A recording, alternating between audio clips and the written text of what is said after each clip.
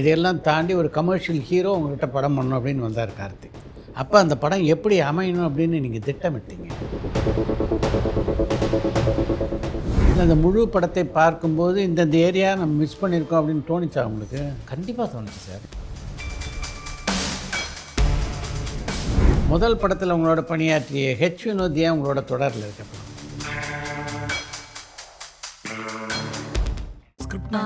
சொல்லியாச்சு இதெல்லாம் சொல்லியாச்சு. அப்போ என்னதான் மேம் சொல்றது? இதுக்கு மேல நம்ம ஒன்னும் சொல்ல வேணாம். நம்ம ஆளுங்க தானே நம்மள இவ்ளோ தூரம் சப்போர்ட் பண்ணி கூட்டிட்டு வந்தாங்க. அவங்களுக்கு தெரியாதா அவங்களோட பெஸ்ட் ஹாலிடேஸ் நம்ம கூட தான்னு? கரெக்ட் தானே? GT Holidays, South India's #1 travel brand.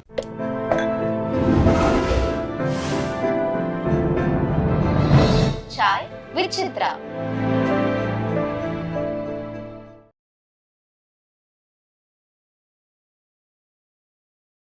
முதல் படத்தில் உங்களோட பணியாற்றிய ஹெச் வினோத் ஏன் உங்களோட தொடரில் இருக்க? அப்புறம் இல்லை, முதல் படம் அந்த படம் முடித்த பிறகு நான் குக்குவுக்கு ட்ரை பண்ணேன், அவர் சதுரங்க வேட்டை ட்ரை பண்ணார். நாங்கள் 2 பேருமே கிட்டத்தட்ட சேம் டைமில் குக்குவும் சதுரங்க வேட்டையும் ஒரு சின்ன டைம் இதில் ஸ்டார்ட் ஆனிச்சு.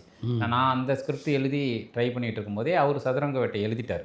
என்னென்னா சார், அவர் வந்து அதுக்கு முன்னாடி பார்த்திபன் சார்ட்ட ஒர்க் பண்ணியிருந்தார். அதுக்கப்புறம் மில்டன் சார்ட்ட ஒர்க் பண்ணார், விஜய் மில்டன் சார்ட்ட கோலி சோடா வந்துட்டு. நானும் அவரும் ட்ராவல் பண்ண பிறகு மில்டன் சார் அறிமுகமாகி அதுக்கப்புறம் அவர்கிட்டையும் இந்த படம் இல்லாத சூழலில் அங்கே ஒர்க் பண்ணார். ஸோ இந்த இன்பிட்வீனில் நாங்கள் வந்து கிட்டத்தட்ட ஒரு 4-5 இயர்ஸ் ஒன்றாவே இருந்தோம் சார். நல்ல நண்பர்களாக இருந்தோம், ரொம்ப நல்ல நண்பர்களாக வந்துட்டு நிறைய விஷயங்களை ஷேர் பண்ணிக்கிட்டு நிறைய நானும் வினோத்தும் பேசியிருக்கோம். நிறைய இரவுகள் வந்து இலக்கியம், அரசியல், சினிமா அவர்கிட்ட நான் நிறையா கற்றுக்கிட்டேன், என்கிட்ட அவர் நிறையா கற்றுக்கிட்டாரு. ஸோ அப்படி ஒரு மியூச்சுவல் நட்பு அமையிறது ரொம்ப அபூர்வம். அந்த நட்பு வந்து எனக்கு அவர்கிட்ட அமைஞ்சது, அது இன்றைக்கி வரைக்கும் இருக்குது. அப்படிங்கிறது என் லைஃப்பில் ரொம்ப நான் முக்கியமான ஒரு மனிதராக பார்க்குற ஆள் அவர். அவர் வந்து கரெக்டாக வந்து சதுரங்க வெட்டை ரெடி பண்ணி அந்த நான் குக்கு பிச் பண்ணும்போது அவர் அங்கே அதை பிச் பண்ணிகிட்ருக்காரு. கரெக்டாக 2மே கொஞ்சம் முன்ன பின்ன ஆரம்பிக்கிறோம். அதனால் அதுக்கப்புறம் தொழிலாக தொடரல. சினிமாக்குள்ளே எனக்கு நட்பு ஓட்டம்ங்கிறது ரொம்ப ரொம்ப குறைவு சார். வினோத்துக்கும் எனக்குமான ஒரு சிங்கே என்னென்னா, நிறைய ட்ராவல் பண்ணுறது, நிறைய இலக்கியங்கள் பற்றி பேசுகிறது, அதுதான் 2 பேருக்குமான சிங்க்கு. நாங்கள் எப்படின்னா, நாங்கள் இருந்த டைமில் அந்த சந்தர்பாபு டைம்லாம் சொன்னேன் பார்த்தீங்களா, அந்த ஒரு 3 வருஷம் வந்து நாங்கள் டெய்லி வேலை இருக்கிற மாதிரி இருக்கும், ஆனால் இருக்காது அப்படின்னு ஒன்று இருக்குல்ல. அதாவது நாய்க்கு வேலை இல்லை, நிற்க நேரம் இல்லைன்னு சொல்கிற அந்த ஸ்பேஸில் தான் இருந்தோம். அப்போ அவர் கோயம்பேட்டில் அவர் ஒர்க் பண்ணிகிட்டு இருந்தார், அங்கே மார்க்கெட்டுக்குள்ளே. அங்கே அவர் வந்து அந்த ஒரு பெரிய வாட்டர் ஸ்டேஜ் இருக்கும், அங்கே தான் அவர் தங்கியிருந்தார். நைட்டு போவோம், எங்கேயாவது சாப்பிடுவோம், அப்படியே கோயம்பேடு பஸ் ஸ்டாண்டு போவோம், ஏதாவது ஒரு பஸ் இருக்கும், ஏறி உட்காந்துருவோம். அந்த பஸ் எங்கே போதோ அங்கே போயிடுவான். அப்படி காலகஸ்திலாம் போயிருக்கோம். அப்படி காலையில் போனால் அது எந்த ஊராக இருக்கும், வேறு ஒரு ஊரில் அது விடியும், அங்கேருந்து ஒரு ட்ராவல் பண்ணி வரும்.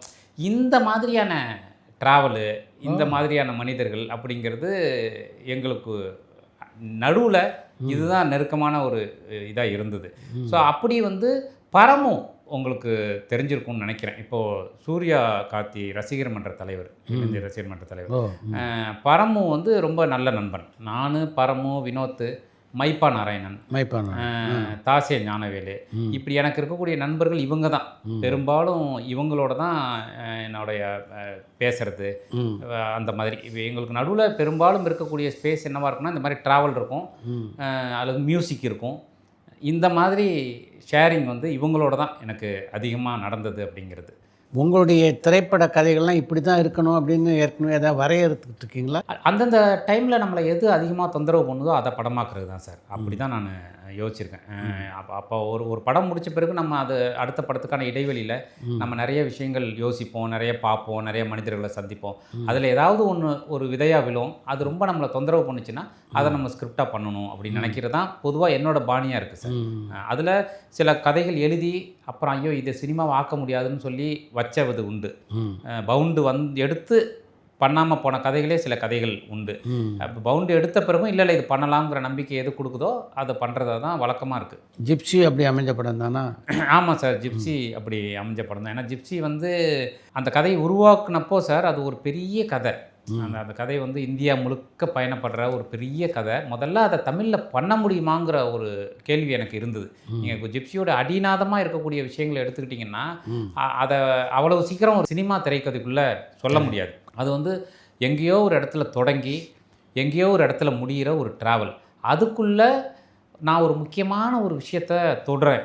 ஒரு குஜராத் ரயாட் எடுத்து நான் அதுக்குள்ளே வைக்கணும்னு விருப்பப்படுறேன். ஏன்னா அந்த குஜராத் ரயாட்டு சம்மந்தப்பட்டு நான் நிறைய ஒர்க் பண்ணியிருக்கேன், நிறைய டாக்குமெண்ட்ஸ் பண்ணியிருக்கேன், அது எப்போவுமே எனக்குள்ளே ஒன்று இருந்துகிட்டே ஒரு பாதிப்பு வந்து இருந்தது. எந்த அடையாளமுமே இல்லாத ஒருத்தவன் பல்வேறு அடையாளங்களால் எப்படி பாதிக்கப்படுறான், அதுதான் அந்த கதையோடைய ஒன்லைன். அப்போ முதல்ல எனக்கு என்னென்னா அதை ஷூட் பண்ணி தமிழில் எடுத்துட முடியுமாங்கிற ஒரு பெரிய கேள்வி இருந்தது. அதனால் நான் அதை கதையாக யோசிச்சிட்ட பிறகு இது வேண்டாம், சினிமாவாக பண்ண வேணாம் அப்படின்னு சொல்லிட்டு வேற ஒரு கதை பண்ணி அது ஒரு கம்ப்ளீட் ஒரு ஆக்ஷன் படம், அப்படி ஒரு படம் கதை பண்ணி சமுத்திரகனி சார்கிட்ட போய் சொன்னேன். அதாவது ஜோக்கர் முடிச்சுட்டு சொல்கிறேன் நான். ஜிப்சியை யோசிச்சிட்டேன், ஆனால் அது பண்ண வேண்டாம் அப்படின்னு நானே முடிவு பண்ணி ஓரமாக வச்சுட்டு இன்னொரு கதையை பண்ணி சமுத்திரகனி சார்கிட்ட போய் சொல்கிறேன். எனக்கு என்ன அதோடைய பேசிக் ஐடியாவை எழுதி முடித்த பிறகு அது 2 கேரக்டர் சசி சாரும் சமுத்திரகனியும் பண்ணணும் அப்படிங்கிறது என்னோட ஐடியா. சுப்பிரமணியபுரத்துக்கு பிறகு அவங்களுடைய அந்த 2 பேருடைய காம்பினேஷனில் ராவாக ஒரு படம் பண்ணணுங்கிறத என்னுடைய தாட்டாக இருந்தது. சமுத்திரகனி சாரை மீட் பண்ணி சொல்லும்போது சூப்பராக இருக்குங்க, நம்ம இதை உடனே பண்ணுவோம் அப்படின்னாரு அவர். ஓகேன்னு நீங்கள் உடனே சசிகிட்ட போய் சொல்லுங்கள், நான் சொல்லிடுறேன்னு அவரே ஃபோன் பண்ணி சசி சார்கிட்ட சொன்னார். நான் நேராக போய் சசி சார்கிட்ட அவருடைய இதில் போய் சொன்னேன். அவர் உடனே ரொம்ப நல்லாயிருக்கு, நம்ம இமீடியட்டாக பண்ணுவோம் அப்படின்னு சொல்லி அதுதான் மோல்ட் ஆணுச்சு அந்த படம் பண்ண வேண்டியது. அதுக்கு ப்ரொடியூசர் வந்து நம்மளே பண்ணிடுவோன்னு கணேஷ் சார் சொல்லிட்டார். நான் சொல்கிறேன் ப்ரொடியூசர் நீங்கள் வெளியிலலாம் ஒன்றும் பார்க்க வேண்டான்ட்டார். இப்போ கணேஷ் சார் 2-3 ப்ரொடக்ஷன் அனுப்புனார் எனக்கு. என்ன அதெல்லாம் போயிட்டு வந்துட்டு அது கரெக்டாக நடக்காத ஒரு சூழல் இருந்துக்கிட்டே இருக்கும்போது ஒரு டைமில் சசி சார் கூப்பிட்டு நம்ம இதிலேயே பண்ணிடுவோம், கம்பெனி ப்ரொடக்ஷன்லேயே பண்ணிடுவோம், நம்ம ஆரம்பிச்சிருவோம் அப்படின்னு சொல்லி சொன்னார். அவங்க ஆஃபீஸ்க்கு கூப்பிட்டு அப்போ அசோக் அறிமுகப்படுத்தி வச்சார். அசோக் சார் அறிமுகப்படுத்தி வச்சு அசோக் சார் இவர் தான் பார்த்துக்குவார் இனிமேல் இந்த ப்ராஜெக்டை, அதனால் நம்ம சீக்கிரம் இதுக்கான அடுத்த ஸ்டெப்பு ஆரம்பிச்சிருவோம், நீங்கள் போங்க, இதுக்கு மேலே நீங்கள் கம்பெனிக்கெல்லாம் எங்கேயும் போக வேண்டாம், நம்ம ஆரம்பிச்சிருவோம் அப்படின்னு சொல்லி அனுப்புனார். சரி, அது படம் ஆரம்பிக்கிற ஒரு ஸ்பேஸில் இருக்கும்போது தான் அந்த ஒரு துயரமான சம்பவம் நடந்துருச்சு. ஆமாம். ஸோ அந்த டைமில் தான் அது கரெக்டாக நடந்தது. அதுக்கப்புறம் அது கொஞ்சம் நடக்காத ஒரு சூழல் உருவாயிடுச்சு. ஆனால் சார் அந்த படம் பண்ண முடியலேங்கிற ஒரு வருத்தம் வந்து அவருக்கு இருந்துகிட்டு இருந்தது. வந்துட்டு கணேசாரும் அதை நம்ம பண்ணுவோம், கண்டிப்பாக பண்ணுவோம், இப்போ கூட சைசாரும் கணேசாரும் பார்க்க அந்த படம் பண்ணுவாங்க அப்படின்னு சொல்லுவாங்க. ஸோ அந்த படம் நடக்காத ஒரு சூழலில் நான் திருப்பி ஜிப்சியை பண்ணுவோம் அப்படின்னு சொல்லி எடுத்தேன். சரி, இல்லை இதை பண்ணிடுவோம் இந்த படத்தை அப்படின்னு எடுத்ததான் கரெக்டாக அம்பேத் சார் வந்தார். அப்போ ஒரு இந்த படம் பண்ணுவோம் அப்படின்னு சொல்லி அப்படி அமைஞ்சது தான் ஜிப்சி. கரெக்டாக வந்தார். அப்புறம் அம்பேத் சார் தான் ஜீவா சார் சொன்னது, இந்த படத்துக்கு அவர் கரெக்டாக இருப்பார் அப்படின்னு சொன்னது அவர் தான் சொன்னது. அதுக்கப்புறம் அவர்கிட்ட போய் சொல்லி அவருக்குமே ஒரு இந்த மாதிரி ட்ராவல் படம் பண்ணுறதுல அவருக்கு ரொம்ப விருப்பம் இருந்தது. அப்படி வந்து தான் ஜிப்சி உருவானது. ஜிப்சி வந்து சார் ரொம்ப கஷ்டமான ஒரு படம் சார், ஒரு ஆர்டிஸ்ட்டுக்கு. அது எடுக்கப்பட்ட விதம் இருக்குது பார்த்தீங்களா, அது வந்து ரொம்ப கஷ்டமான ஒரு ட்ராவல். நைட்டு வந்து காசியில் முதல் நாள் நைட்டு ஷூட்டு, நைட்டு 11 மணி வரைக்கும் காசியில் ஷூட் பண்ணி காலையில் 5 மணிக்கு தாஜ்மஹாலில் ஷூட் பண்ணுவோம். காசிலேருந்து அங்கேருந்து கிளம்பி வந்து ஆக்ரா ட்ராவல் பண்ணி காலையில் 5:30 மணிக்கு, ஏன்னா எனக்கு இயர்லி மார்னிங்கில் ஷூட் பண்ணணும் அது, அதனால் தாஜ்மஹாலுக்கு பின்னாடி ஒரு இடத்துல 5:30 மணிக்கு காலையில் ஷூட் பண்ணணும். தூக்கமே கிடையாது. கம்ப்ளீட்டாக 2 வாரம் ட்ராவல் பண்ணி தூக்கமே இல்லை. யூனிட்டில் எல்லோரும் இதுக்கு மேலே ஒரு அடி நகர்ந்தாலும் உயிரோட பார்க்க முடியாதுங்கிற மாதிரி ஒரு ஸ்பேஸ் எல்லாம் அந்த படத்தில் இருந்தது. பட் அப்படி ஒரு ட்ராவலில் வந்து ஜீவா சார் வந்து ரொம்ப கம்ஃபர்ட்டாக ஒர்க் பண்ணார். அவர் முடி வேற ஃபுல்லாக வளர்த்துருந்தார். ஸோ அவர் அந்த படத்துக்காக நிறைய சிரமங்கள் இருந்தது, அது எல்லாத்தையுமே பண்ணார். அதனால் அவரோட எனக்கு ரொம்ப இணக்கமான ஒரு நட்பு இருந்தது சார். அந்த படம் முடிகிற வரைக்குமே ரொம்ப இணக்கமான ஒரு நட்பு இருந்தது. ரொம்ப ஜாலியாக எக்ஸ்ப்ளோர் பண்ணி அந்த படத்தை பண்ணோம். சரி, அந்த ஒரு சினிமா பண்ணுற அந்த இதில் பிரச்சனைலாம் இல்லாமல் ரொம்ப ஜாலியாக எக்ஸ்ப்ளோர் பண்ணி அந்த படமே ஒரு ட்ராவலாக தான் இருந்தது. அவர் இப்போவும் சொல்லுவார், ஜிப்சிக்காக எடுத்த வீடியோஸ் எல்லாம் வேறு இது போட்டு அதில் அவர் கித்தாரு மயமாக கற்றுக்கிட்டாரு. அவர் வந்து அதெல்லாம் அவருக்கு இப்போ வந்து தொடர்ந்து பண்ணுறாரு, கித்தார் வாசிக்கிறது. அந்த வீடியோஸ் எல்லாம் இப்போதுமே மெமரபுளாக நிறையா இருக்குது அப்படின்னு சொல்லுவார். அந்தளவுக்கு அது ரொம்ப நல்லா இருந்தது அந்த அனுபவம். இவ்வளோ உழைப்பை கொட்டி உருவாக்குற படங்கள் வெற்றி பெறாத போகும்போது எப்படி இருக்கும் ஒரு படைப்பாளியாக மனநிலை? நான் வந்து பொதுவாக சார் வெற்றி தோல்விகளை பற்றி கவலைப்படுற ஆள் இல்லை சார். அது எனக்கு சின்ன வயசுலேருந்தே நான் அப்படி தான் சார். நான் வந்து ஒரு செயலை செய்வது மட்டும்தான் நம்ம வேலை, அதுக்கு மேலே அது நம்மளுடைய வேலை இல்லை. அதாவது அதுக்காக வருத்தப்படுறதோ ஜென் மனநிலை உண்மைதான் சார். அது நான் ரொம்ப யோசிப்பேன் சார், நான் ஏன் ரொம்ப ஜென் மனநிலை இருக்கேன் அப்படின்னு சொல்லிட்டு. எனக்கு சின்ன வயசுலேயே சார் நான் வந்து கம்யூனிஸ்ட் தோழர்களோட பழக ஆரம்பிச்சிட்டேன். என்னுடைய ரொம்ப சின்ன வயசுலேயே, நான் 15 வயசுலேருந்தே அது கண்டினியூ ஆகுது. உங்களுக்கு கண்டிப்பாக தெரியும், எல்லா ஊர்லேயும் இருக்கிற கம்யூனிஸ்ட் தோழர்கள் இருக்காங்க பார்த்தீங்களா, அந்த ஊர்லேயே கோபம் அவங்களுக்கு தான் அதிகம் இருக்கும், அந்த ஊர்லேயே பொறுமையும் அவங்களுக்கு தான் அதிகம் இருக்கும். அவங்க அந்த 2 எக்ஸ்ட்ரீம்லேயும் இருப்பாங்க. நீங்கள் அவங்கள ரொம்ப கூர்ந்து பார்த்தீங்கன்னா ரொம்ப பயங்கரமாக தனி மனித வாழ்க்கையில் நடக்கக்கூடிய, அவங்க வாழ்க்கையில் நடக்கிற விஷயத்தை ரொம்ப எளிமையாக கடந்து போயிடும். அது எனக்கு என்னவோ அவங்கள்ட்ட அதை நான் ரொம்ப அதிகம் பார்த்துருக்கேன் மற்றவங்கள விட. ஸோ அதனால் அவங்களோட எனக்கு ரொம்ப நெடுங்காலம் பழக்கம் இருந்ததுனால எனக்கு இந்த ஒரு தன்மை வந்து அப்போவே வந்துருச்சு சார். அதனால் பர்சனலாக என்ன கேட்டிங்கன்னா, நான் வெற்றி தோல்விகளுக்கு எப்போவுமே நான் பெரிய உள்ளுக்குள்ளே பெருசாக அதை போட்டுக்கிட்டதில்லை. ஆனால் இந்த சினிமாங்கிற ஒரு டீம் ஒர்க் இருக்குல்ல, இப்போ அதில் நடிகர் இவ்வளவு கஷ்டப்படுறாரு, ப்ரொடியூசர் பணம் போடுறாரு, நம்ம வந்து ஜனங்களுக்கு எப்படியாவது இதை கொண்டு போய் சேர்த்துடணுன்னு ஒரு வருஷம் 2 வருஷம் அதில் நம்மளுடைய டைமை ஸ்பெண்ட் பண்ணி உழைக்கிறோம்.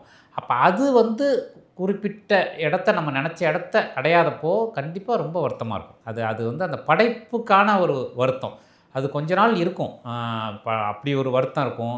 சரி, இது இப்படி நடந்திருந்தால் அப்படி ஆயிருக்குமோ, இப்படி நடந்திருந்தால் இப்படி ஆயிருக்குமோன்னு நிறைய விஷயங்கள் வந்து ஓடும். அது வந்து நம்ம ஒரு படைப்பு வந்து நம்மளை துரத்திக்கிட்டே இருக்கும். மாப்போசி சொன்னதாக ஒரு விஷயம் சொல்லுவாங்க. அவர் வந்து மேடை பேச்சு பேசிட்டு போகும்போது அவருடைய நண்பர் வந்து டெய்லி இப்போ மேடையில் பேசிட்டு நைட்டு போய் ஃபுல்லாக சரக்கு அடிச்சிட்டு அந்த பழக்கம் அவருக்கு ரெகுலராக. இன்னும் மாப்போசி வந்து அவர்கிட்ட எதுக்கு இவர் குடிக்கிற பழக்கம் அப்படின்னு கேட்கும்போது, அவர் மேடை பேச்சாளனோட பெரிய துயரம் என்னென்னா, பேசி முடித்த பிறகு பேசாத வார்த்தைகள் நம்மளை துரத்தும், அதை மறக்கிறதுக்கு தான் குடிக்கிறேன் அப்படின்னு சொல்லுவாராம். அது மாதிரி இந்த தோல்வியோ அது சம்மந்தம் நம்ம நினச்ச மாதிரி ஒன்று நடக்கலைனாலோ நடக்காத சில விஷயங்கள் நம்மளை துரத்தும். அதான் அதோடைய பெரிய விஷயம். அது உண்டு. ஒரு கமர்ஷியல் ஹீரோ உங்கள்கிட்ட படம் பண்ணணும் அப்படின்னு வந்தார் கார்த்திக். அப்போ அந்த படம் எப்படி அமையணும் அப்படின்னு நீங்கள் திட்டமிட்டீங்க? கார்த்தி சாரோட ஒரு படம் பண்ணணும் அப்படின்னு ஒரு விருப்பம் எனக்கும் இருந்தது. அவருக்கும் வந்துட்டு நல்ல ரைட்டரு, நல்ல டைரக்டரு, அவர்கிட்ட ஒரு ஸ்பேஸ் இருக்குது, அதை நம்ம படம் பண்ணுவோங்கிற ஸ்பேஸ் அவருக்கும் இருந்தது. அப்படி மியூச்சுவலாக 2 பேரும் வந்து ஒரு படம் பண்ணணும் அப்படின்னு பேசினோம். அப்போது கார்த்தி சாருக்கு நான் சொன்னது வேறு கதை, வேறு ஒரு வில்லேஜ் கதை. அந்த கதை தான் நான் ஃபஸ்ட்டு பண்ணுறதாக எழுதினேன். அதை தான் வந்து அவர்கிட்ட இந்த மாதிரி ஒரு கதைன்னு சொல்லும்போது அவருக்கு அதில் ஒரு சில விஷயங்கள் வந்து செட் ஆகலை. அவர் என்னென்னா, இன்னும் உங்கள்கிட்டேருந்து ஒரு கொர்க்கினஸ் இருக்குது, அந்த ரைட்டிங்லேருந்து ஒன்று வந்தால் இன்னும் நல்லாயிருக்கும், ஒரு சினிமாவாக நல்லாயிருக்கு, பட் எனக்கு இது பத்தலை அப்படிங்கிற ஒரு ஸ்பேஸு சொன்னார். சரி, ஓகே, அப்போ வேறு ஏதாவது அமைஞ்சால் நம்ம பேசுவோம் அப்படின்னு சொல்லிட்டு நான் வந்துட்டேன். அப்படியா? ஆமாம். ஸோ அதனால் இந்த கதை ஜப்பான் கதை எழுதுனது வந்து ஒரு வெப்பு தொடருக்காக தான் எழுதுனது. ஒரு வெப் சீரிஸ்க்காக ஒரு ஸ்னாப்சிஸ் நான் எழுதினேன். ஸோ இதை வந்து நம்ம வெப் சீரிஸாக பிச் பண்ணுவோம் அப்படின்னு சொல்லிட்டு, அந்த நேரத்தில் எனக்கு இந்த கோவிட் டைமில் வந்து இந்த வெப் சீரிஸ் நிறைய ஓடிடியில் பார்த்து அந்த மாதிரி ஒன்று பண்ணுவோம் அப்படிங்கிற ஸ்பேஸில் எழுதப்பட்டது தான் இதோடைய முதல் வெர்ஷன். அதோடைய சினாப்சிஸ். அதை வந்து பிரகாஷ் சார் படித்தார், ட்ரீம் வாரியர் பிரகாஷ் சார். அவர் படிச்சுட்டு ரொம்ப நல்லாயிருக்கு, இது நம்ம படமாக பண்ணலாமே அப்படின்னு சொல்லும்போது பண்ணலாம் அப்படின்னு உருவானது தான் சார் அந்த படம் வந்துட்டு. அப்போது நான் வெப் தொடருக்காக யோசிச்சு வச்சுருந்த ஒரு ஸ்பேஸ் இருக்கு இல்லையா, அதை வந்து சுருக்கி ஒரு சினிமாவாக அதில் இருக்கிற கேரக்டர்ஸ் எல்லாம் குறைச்சி மெயின் கீ கேரக்டர்ஸை மட்டும் வச்சு ஒரு கதையை உருவாக்கினேன். அந்த கதையை எழுதின பிறகு பவுண்டு நான் அனுப்பிட்டேன். அப்பையும் காட்சார் பண்ணணுங்கிறது எனக்கு அப்படி இது இல்லை. அதில் ஒரு கதாபாத்திரம் ரொம்ப டாமினண்ட்டான ஒரு கதாபாத்திரம். அதை வந்து ஃபஸ்ட்டு நாங்கள் பேசினது என்ன அப்படின்னா, ஃபகத் ஃபாசில், வனிதா விஜயகுமார், லொல்லு சபா மனோகர், அந்த மாதிரி வந்து ஒரு காம்பினேஷனே வேறு கேரக்டர். அது ஃபகத் ஃபாசில் ஒரு டாமினன்ட் கேரக்டர், இவங்கெல்லாம் இந்த மாதிரி ஒரு கேரக்டர், இவங்கள வச்சுக்கிட்டு அந்த படம் பண்ணலாம் அப்படின்னு பேசினது தான் அந்த கதை. அதன் பிறகு அந்த எழுதப்பட்ட விதத்தில் இந்த கேரக்டர், ஜப்பான் கேரக்டர் வந்து ரொம்ப ஈர்ப்பாக இருந்தது அப்படின்னு சொல்லி இவங்க எதாச்சியாக காட்சி சார்ட்ட இதை படிச்சுட்டு உங்கள் கருத்து சொல்லுங்கன்னு அனுப்பும்போது, அவர் அந்த கேரக்டர் படிச்சுட்டு ரொம்ப நல்லாயிருக்கு, இதை நம்ம பண்ணலாம் அப்படின்னு சொன்னது தான் அந்த படம். எனக்கு அவர் வந்த பிறகு அது ரொம்ப ஆச்சரியமாகவும் இருந்தது. இன்னொன்று எனக்கு பர்சனலாக நீங்கள் சொன்ன மாதிரி கமர்ஷியலான ஒரு ஸ்பேஸ்க்கு நம்ம எடுத்துகிட்டு போகணும், அந்த பொறுப்பு இதில் இருக்குது அப்படின்னு சொல்லி கார்த்தி சார் வந்த பிறகு அதற்கான ஜஸ்டிஃபை நம்ம பண்ணணும் அப்படிங்கிற எண்ணம் எனக்கு உருவானுச்சு. புரியுது. அவங்க சொல்லலை. இல்லை இப்போ ட்ரீம் ஆர்ட்ஸ் இப்போ கார்த்தி சார் விருப்பமாக இருக்கார், நம்ம இந்த கதையை மாற்றுவோன்னு அவங்க சொல்லலை. நான் வந்து எனக்கு வந்து அந்த அந்த ஒரு பதட்டம் இருந்தது. அவர் வரும்போது இதை இன்னும் நம்ம அந்த ஜஸ்டிஃபை பண்ணணும் அப்படின்னு சொல்லிட்டு அதுக்கப்புறம் நான் கதையில் ஒரு சில விஷயங்கள்லாம் உருவாக்கி தான் ஜப்பான் உருவானுச்சு. ஸோ அதனால் இது ரொம்ப மியூச்சுவலாக நடந்த ஒரு விஷயம். அது கமர்ஷியலாக வேறு ஒரு ஸ்பேஸுக்கு போகணும், அதே நேரத்தில் ஒரு கல்ட்டாக இருக்கணும் அந்த படம் அப்படின்னு நினச்சி எழுதப்பட்டது தான் அது. ஒரு ஒரு ரைட்டிங்காக ஆல்டர்னேட் ரைட்டிங் இருக்கும், ஆனால் படம் ஃபுல்லாக கமர்ஷியலாக இருக்கும், அந்த மாதிரி எழுதப்பட்டது தான். உண்மையிலேயே ஜப்பான் வந்து ரொம்ப நல்ல கதை. இப்போவுமே நான் திரும்பி பார்க்கும்போது படமாக வந்த பிறகுமே கதையாக அது ரொம்ப நல்ல கதை. அந்த கதை வந்து ரொம்ப முக்கியமான ஒரு கதை, தமிழில் சொல்லப்பட வேண்டிய ஒரு முக்கியமான கதை. என்னென்னா சார், அந்த படம் ப்ரெசன்டேஷனில் சரியாக வந்திருந்தா அது ஒரு கல்ட்டாக இருக்கும். ஒரு ஹீரோவுடைய இன்ட்ரொடக்ஷனில் ஒருத்தவன் எய்ட்ஸ் பேஷண்ட்டாக காட்டப்படுறதும், ஒரு திருடனுடைய இன்னொரு டார்க்னஸை காட்டுறதும், எண்டில் அவன் ஒரு செல்ஃப் ரியலைஸ் பண்ணுறதும் தான் அந்த படம். ஒரு ப்ரெசன்டேஷனாக வேறு மாதிரி அது வந்திருந்தது அப்படின்னா நிச்சயமாக அது ஒரு கொண்டாடப்படக்கூடிய படமாக இருந்திருக்கும். அதை நம்ம நினச்ச மாதிரி என்னால் அந்த கிராஃப்டை கரெக்டாக எடுத்துகிட்டு வர முடியல. ஸோ அதுதான் அதோடைய ஸ்பேஸ். எதனால் அது நடக்கலைன்னு நினைக்கிறேன். இல்லை, அது வந்து ஒவ்வொரு படத்துக்கும் ஒன்று நடக்கும் சார். அது எதனாலன்னு யோசிச்சு பார்த்தா நிறைய நமக்கு தோணும். அதனால் ஒவ்வொரு படத்துக்கும் அது நடக்கும். நடந்து முடிஞ்ச பிறகு தான் அது நமக்கு தெரியும். கமல் சார் சொல்லுவார், ஒவ்வொரு படமும் வந்து எடுத்து முடித்த பிறகு தான் அந்த படம் தன்னை எழுதிக்கவே தொடங்குது அப்படின்னு ஒன்று சொல்லுவார் பார்த்தீங்களா. அந்த மாதிரி தான் இதை வந்து எந்த ஜட்ஜ்மெண்ட்டுக்குள்ளேயுமே அடக்க முடியாது. நம்ம ரொம்ப ப்ளசண்ட்டாக வேலை பார்த்தோம் ஜப்பானுக்கு வந்துட்டு. ஹரிசார் வந்து ரொம்ப டெடிக்கேட்டடான ஆர்டிஸ்ட்டு. காலைல 7 மணினா 7 மணி வந்துடுவார், என்ன சொன்னாலும் செய்வார். அவர் வந்து சந்தேகங்கள் கேட்பார் ஒரு ஸ்கிரிப்டுக்குள்ளே. அந்த சந்தேகங்கள் வந்து கரெக்டாக அந்த இந்த டைலாக் எதுக்கு இந்த இடத்துல, இந்த மாதிரியான சென்சிபிளாக கேட்பார். நமக்கும் அந்த உரையாடல் வந்து ரொம்ப ஹெல்த்தியாக இருக்கும். அப்படி தான் அது நடக்கும். ஆனால் அந்த ஸ்பாட்டுக்கு வந்து நடிக்க தொடங்கிட்டா நம்ம சொல்கிறத ஒரு விஷயம் கூட தட்ட மாட்டார் சார். இந்த விஷயம் பண்ணுங்கன்னா பண்ணிடுவார். அவ்வளவு டெடிக்கேட்டடான ஒரு பண்ண. அவரோட எனக்கு ஜப்பான் முடிகிற வரைக்கும் எந்த முரண்பாடுமே இல்லை சார். ஸோ அந்த மாதிரி தான் அது நடந்தது. அப்போ ப்ரொடக்ஷன் சைடுமே அது ரொம்ப இது பண்ணாங்க. பட் எனக்கு வந்து அந்த படத்தை எப்படி பொசிஷனிங் பண்ணுறதுன்னு ஒன்று இருக்குல்ல. நாம் ஒரு படத்தை வந்து எப்படி பொசிஷனிங் பண்ணுறது, எதை வந்து மேலே சொல்கிறது, எதை கீழே சொல்கிறது, அப்புறம் மேக்கிங்காக இதை எப்படி எடுத்துகிட்டு வர்றது அப்படிங்கும்போது எனக்கு ஒரு சில ஐடியா இருந்தது. லைவாக வேறு சில விஷயம் அதெல்லாம் சில இடத்துல செய்ய முடியல, அந்த படத்துக்குள்ளே கொண்டு வர முடியல. ஸோ அதெல்லாம் சேர்ந்து அதோடைய ஓவரால் கிராஃப்டில் நம்ம நினச்சது வரல. அது வந்து ஒரு பாடம் தான் சார். உங்களுக்கு தெரியுமே, ஒரு படம் முடிஞ்ச பிறகு அதை பாடம் எடுத்துக்க வேண்டிய படம். ஸோ அப்படி தான் அது. இல்லை, அந்த முழு படத்தை பார்க்கும்போது இந்த ஏரியா நம்ம மிஸ் பண்ணியிருக்கோம் அப்படின்னு தோணுச்சா உங்களுக்கு? கண்டிப்பாக தோணுச்சு சார். இல்லை, படம் வெளியீட்டுக்கு முன்னாடி கேட்குறேன். எனக்கு அது தெரிஞ்சுது சார். எப்படின்னா, எப்படி தெரிஞ்சுது அப்படின்னா, நேரடியாக இல்லை. எப்போவுமே நமக்கு உணர்வு இருக்கும், உள்ளுணர்வு இருக்கும். உங்கள் உள்ளுணர்வு ஒன்று சொல்லிக்கிட்டே இருக்கும் உங்களுக்கு. ஆனால் அது நம்மள்கிட்ட பேசிகிட்டு இருக்கிறது நமக்கு தெரியாது. சம்டைம் நம்ம தொந்தரவுக்குள்ளாகும், என்னவோ ஒன்று அப்படின்னு சொல்லி நம்ம யோசிச்சுக்கிட்டு இருப்போம். அந்த மாதிரி வந்து படம் ரிலீஸ் ஆகிறதுக்கு 2 வாரம் 3 வாரத்துக்கு முன்னாடி நான் படம் ஒவ்வொரு தடவையும் பார்க்கும்போதும் நமக்கு என்ன பிரச்சனைனா சார், பொதுவாக ஒரு படத்தை எடுத்து எடிட் பண்ணி பார்த்தோம்னா நம்ம ஜட்ஜ்மெண்ட்லேருந்து வெளியில் போயிடுவோம். ஒரு தடவை பார்ப்போம், 2 தடவை பார்ப்போம், 50 தடவை 100 தடவை பார்க்கும்போது ஒரு டைமில் நம்ம ஜட்ஜ்மெண்ட்லேருந்து வெளில வந்துடுவோம். பொம்மை ஓடுற மாதிரி தான் இருக்கும். ஒரு பொம்மை படம் பார்க்குற மாதிரி தான் நமக்கு இருக்கும். அதனால தான் நம்ம நிறைய பேரை கூப்பிட்டு வந்து போட்டு காட்டுவோம். ஆனால் போட்டு காட்டுறவங்கள்ட்ட ஒரு மைனூட்டாக சில பேர் ரொம்ப கரெக்டாக அனலைஸ் பண்ணி சொல்லிடுவாங்க. சில பேர் மேக்ஸிமம் பேர்கிட்ட ஒரு பிரச்சனை இருக்குது. அது என்னென்னா, எந்த டைரக்டரோட படம் பார்க்க வர்றாங்களோ அவங்க அதுக்கு அடாப்ட் ஆகி வருவாங்க. அவங்க என்னென்னா, இவர் ஸ்டைல் இதுதான், இது ஒர்க் ஆகும் அப்படின்னு அவங்களும் அது ஒரு ஜட்ஜ்மெண்ட், அவங்க ஒரு ஜட்ஜ்மெண்ட் எடுத்துருவாங்க. புரியுதா அவங்களுக்கு? நமக்கு இது புரியல, ஆனால் இவன் படம் அதில் ஜெயிச்சிருக்கான் அப்படின்னு சொல்லி அவங்களுக்கு ஒரு இது வரும். ஆனால் இது எல்லாமே எப்போ தப்புன்னு தெரியும்னா, ஷோ ஜனங்க பார்க்கும்போது தான் சொல்லுவாங்க. அந்த ஜனங்க பார்த்த பிறகு இதுக்கு முன்னாடி ஜட்ஜ்மெண்ட் சொன்னார் பாருங்க, அவரே இப்போ வேற ஒன்று சொல்லுவார். மறுநாள் வந்து, இல்லைங்க நீங்கள் அந்த அன்னைக்கு நீ தானே படம் பார்த்த அவள். இது வந்து ஒரு விசித்திரமான ஒரு உலகம் சார். உங்களுக்கே தெரியும், அது நம்மளுடைய இதுக்கு அப்பாற்பட்ட ஒரு விஷயம். அதனால் சில விஷயங்கள் நடக்கும், சில விஷயம் நடக்காது. ஆனால் நம்முடைய உழைப்பும் நம்முடைய உண்மையும் அதில் டீப்பாக இருக்கணும்னு நான் விரும்புவேன் சார் எப்போவுமே. அதனால் இப்போ ஜப்பான் ரிலீஸ் ஆகிறதுக்கு முன்னாடி எனக்கு கொஞ்சம் ரெஸ்ட்லெஸ் இருந்தது. எனக்கு ரெஸ்ட்லெஸ் இருந்தது. தயாரிப்பாளர் சைடு வந்து பிரபு சார் ஃபோன் பண்ணி ஏன் பதட்டமாக இருக்கீங்க அப்படின்னு எனக்கு ஆறுதல் சொன்னார். ஏங்க நீங்கள் படம் எடுத்துட்டீங்க, படம் ஏன்னா படத்தில் அவங்களுக்கு சந்தேகம் இருக்குன்ற பட்சத்தில் இந்த படத்தை கார்த்தியினுடைய 25வது படமாக அவங்க அனௌன்ஸ் பண்ணியிருக்க மாட்டாங்க. அவங்க வந்து அவங்களுக்கு ஏதோ ஒரு கான்ஃபிடன்ஸ் இருந்து தானே பண்ணியிருப்பாங்க. ஆமாம் படம் நல்லா இருக்குது, நீங்கள் ஏன் பதட்டமாக இருக்கீங்க, அதெல்லாம் இல்லைங்க, நம்ம சரியாக கொண்டு போயிடலாங்கன்னு தான் அவங்க சொன்னாங்க. ஸோ அதனால் அவங்களுடைய பார்வையுமே சரி தான் சார், அதுதான் சரி, இது எல்லாமே ஜட்ஜ்மெண்ட்டுக்கு அப்பாற்பட்டதாக இருந்தது. அப்புறம் படம் ரிலீஸுக்கு 2 நாளைக்கு முன்னாடி தான் படம் பார்த்த சில பேர் வேறு வேறு கருத்துக்களை சொல்ல ஆரம்பித்தாங்க. சொல்ல ஆரம்பிக்கும் போது நமக்கு அது கரெக்டாக இல்லையா அப்படின்னு நம்ம ரியலைஸ் பண்ணுறதுக்குள்ளே அந்த விஷயம் வந்து வெளியீட்டு தேதி வந்துருச்சு, வெளியில் வந்து தெரிய வந்துருச்சு.